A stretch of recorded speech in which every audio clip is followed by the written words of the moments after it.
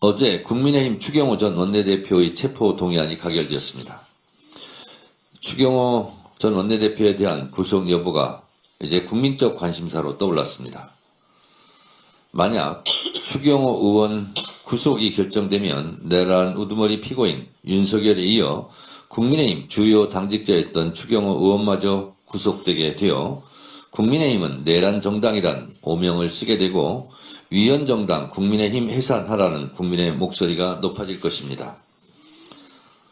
또 만약 추경호 의원 구속 영장이 기각되면 그 화살은 조희대 사법부로 향할 것입니다.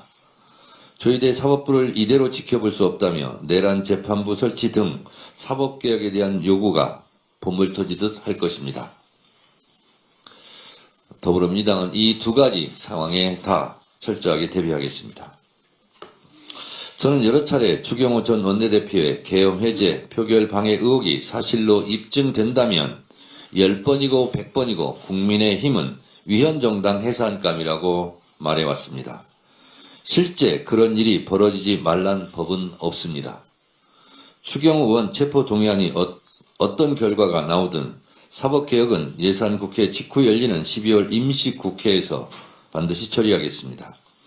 국민의힘이 필리버스터로 강행하면 더 큰 국민의 열망으로 제압하고 사법정의를 바로 세우는 차원에서 사법개혁을 완수하겠습니다. 12.3 비상계엄 1년을 앞두고 국민의힘 일각에서 사과해야 한다는 목소리가 있다고 합니다. 사과도 타이밍이 중요합니다. 버스 지난 뒤에 손들면 뭐합니까? 1년 동안 사과하지 않다가 잠시 소나기 피하려고 사과한들 무슨 소용이 있겠습니까? 국민의힘 일부 의원님들 그런 사과는 필요 없습니다. 이제 와서 사과는 무슨 정당 해산해. 이것이 12.3 비상계엄 1년을 맞는 국민들의 심정입니다. 국민의힘은 똑똑히 알기 바랍니다. 검찰의 항명과 조작 수사의 진실 국정조사를 통해서 밝혀내겠습니다. 이번 국정조사의 본질은 검찰이 자행했던 조작 수사와 조작 기소를 밝혀내는 것입니다.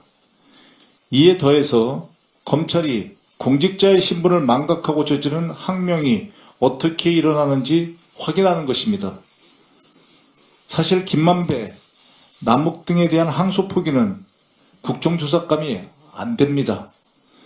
그럼에도 불구하고 민주당이 국정조사를 위해 대승적으로 받아들인 것뿐입니다. 그런데 국민의힘은 민주당이 정작 받겠다고 하니 딴짓을 합니다.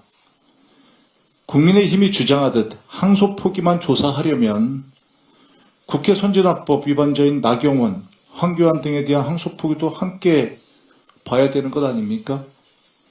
조작 수사, 조작 기소 등에 대해 국정조사를 하기 위해서는 가장 전문성을 갖춘 위원회는 당연히 법사위원회입니다.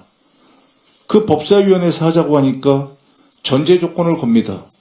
그동안 말썽이 되었던 전제 조건 이번에 털고 국정조사는 정작 안 하겠다는 뜻 아니겠습니까?